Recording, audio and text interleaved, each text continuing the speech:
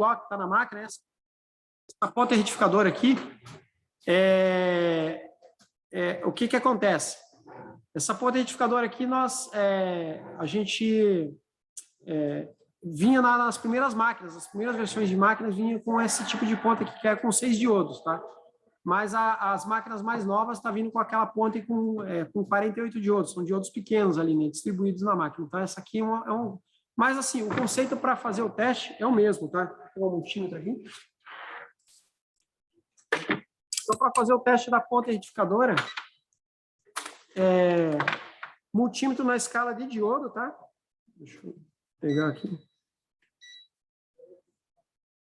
Então, multímetro na escala de diodo, né? Eu tenho aqui as 3 pontas que saem do transformador e vão entrar na ponte. Então, aqui é a entrada da ponte, né? Uma ponta retificadora trifásica. Então, onde vai sair os 3 tapos do transformador principal. E do lado de cá, eu vou ter o positivo e o negativo. Tá? Aqui positivo e aqui negativo. Então, o multímetro com multímetro na escala de diodo. Tá? O que eu vou fazer? Eu pego uma ponta aqui em relação ao positivo ou negativo da máquina. Então, ó, aqui está em relação ao negativo. Então, ponta preta aqui em relação ao negativo, a ponta vermelha no negativo, vai dar uma queda de tensão ali de mais ou menos 0,3, volts ali, tá? Faço para as três entradas, ó. Então, aqui e aqui. Tá? Se eu inverter, não vai dar nada. Então, não deu nada, não deu nada, não deu nada. Então, o diodo só conduz em um sentido, tá? Agora, faço a mesma coisa em relação ao positivo. Então, a ponta vermelha daí aqui na entrada, tá? E coloco a ponta preta lá no positivo. Mesma coisa, ó. Ponto 3, ponto 4, mais ou menos, né? Inverto, faço a mesma coisa. Não pode conduzir dentro. Tá? Então, esse é o teste dos diodos, né? Então, se alguma situação, se o diodo, por exemplo, estiver aberto, eu vou medir aqui, né? Eu medi aqui, se nesse ponto deveria dar queda de tensão, não deu, significa que o diodo está aberto. E se acontecer de zerar, então você colocou lá e o multímetro zerou, significa que a ponte está em curto.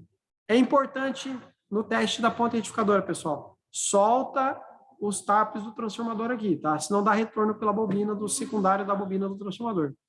Então, é importante que vocês desconectem o transformador, né? Desacoplem o transformador principal para fazer as medições aqui, tá? Esse é um dos testes que vocês podem fazer, né? Do contator, por exemplo, né?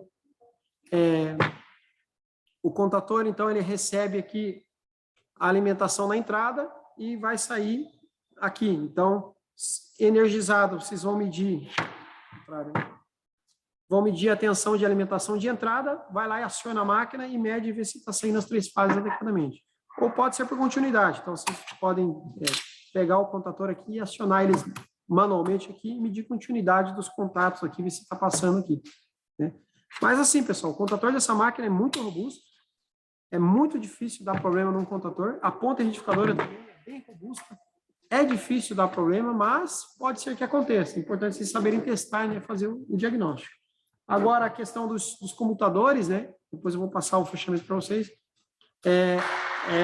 como é um elemento que está em contato, ele é muito manipulado, né, pelo operador, e tem que cuidar também que, às vezes, muitos operadores acabam manipulando esses comutadores com a máquina durante a soldagem. Então, você vai provocar faiscamento dentro das chaves e vai detonar elas. Então, assim, ela está muito suscetível a falhas em função, às vezes, até do mau uso do operador. Então, como é mecânico, né? Então vai ocorrendo um desgaste.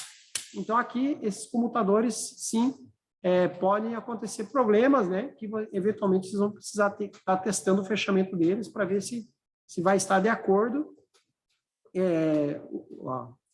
o fechamento dessa chave, né?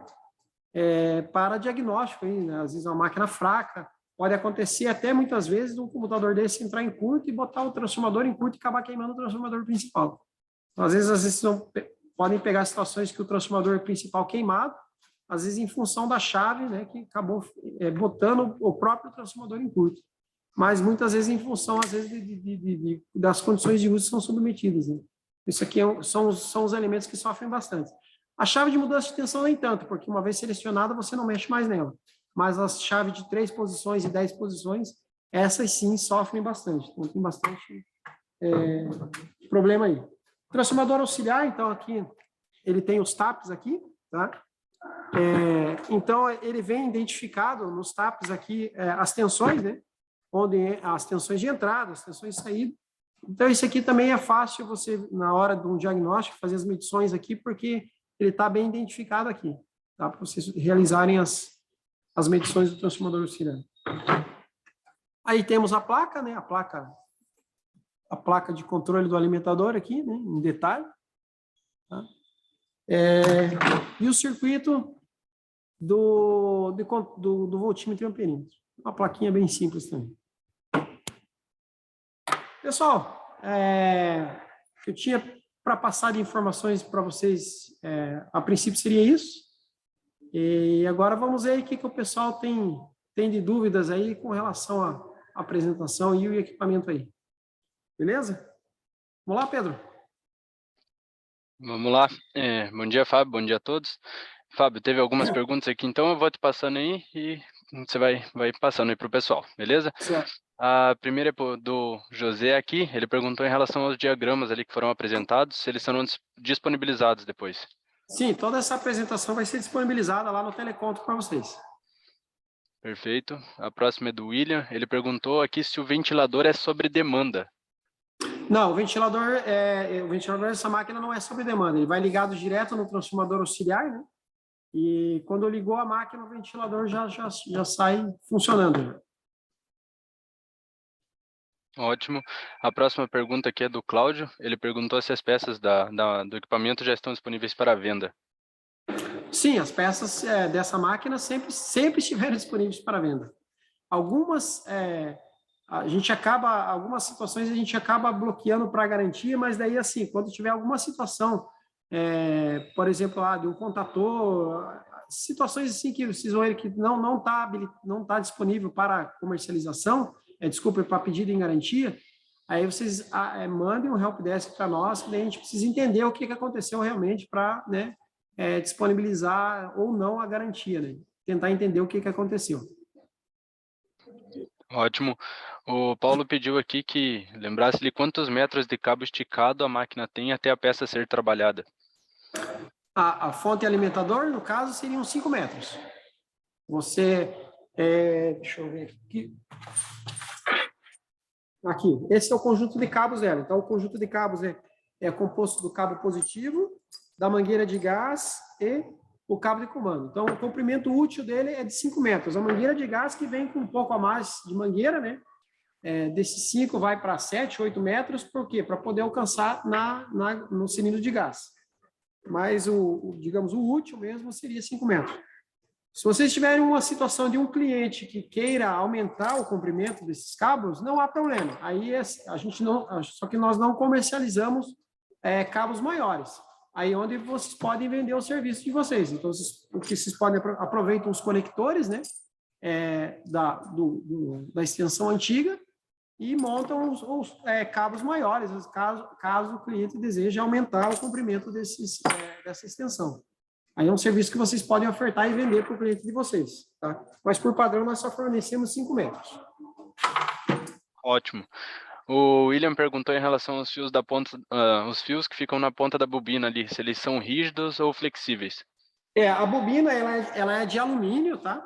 Então eles saem fios rígidos, só que para ligação nas chaves comutadoras, aí são fios flexíveis. Então existe uma emenda com o terminal de compressão do alumínio, do TAP da bobina do alumínio, com um fio flexível de cobre para você fazer a ligação nas chaves lá de seletoras lá. Então ele são mais fáceis, né? O fio flexível facilita você fazer a ligação na chave seletora nas chaves seletoras ali, comutadoras. Perfeito. O Hugo perguntou em relação ao multímetro aí, que você está utilizando, se ele serve para medir frequência ali, serve nos inversores. Não, esse multímetro ele mede frequência, mas a faixa de frequência dele para inversores não é aplicável, porque a faixa dos inversores são bem maiores. Esse modelo específico, ele mede frequência, mas ele tem uma limitação. Tem que confirmar lá até quantos hertz ele trabalha. Então, agora, a frequência da rede, por exemplo, você consegue medir com ele. 60 hertz, né? É tranquilo. Até no diagnóstico da ponte, né? Pode dar para medir frequência com ele. Mas, para inversores, não se aplica. O Hugo acabou de perguntar aqui também se essa conexão ali do alumínio com cobre não dá eletrólise. Em geral, não. A gente não tem pego esse tipo de problema aí.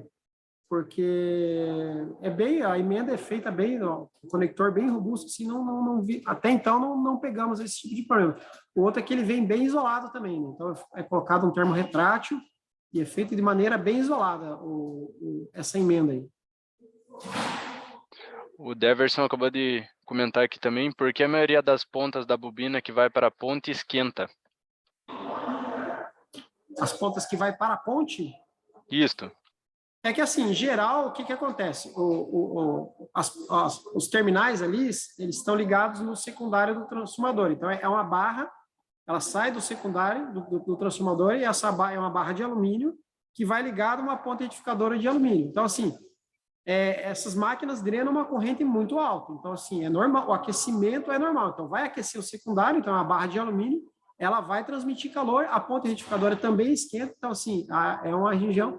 O que você tem que garantir é que os parafusos que você prendem na ponte ali sejam bem apertados. Tá? Mas a questão do calor, às vezes, é normal, mas aí por isso que tem o ventilador para fazer essa troca de calor.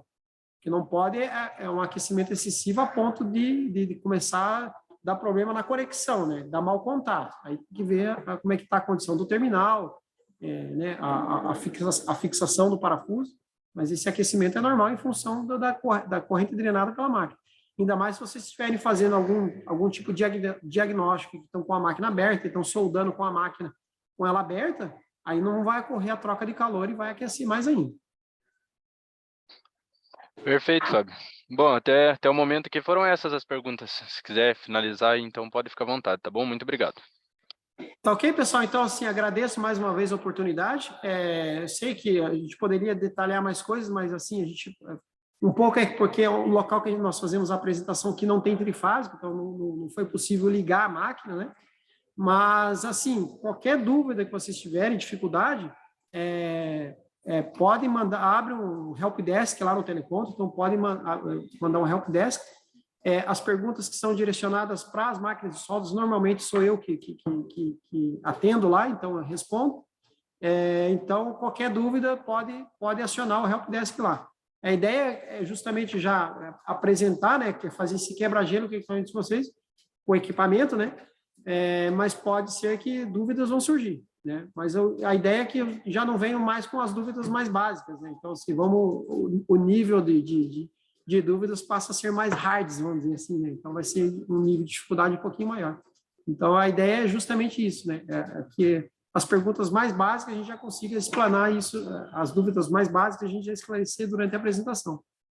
Claro que não vai ter dúvidas, situações específicas aí, né, que a gente vai poder estar orientando vocês aí. Tranquilo? Então, muito obrigado e agradeço e até uma próxima oportunidade aí. Muito obrigado.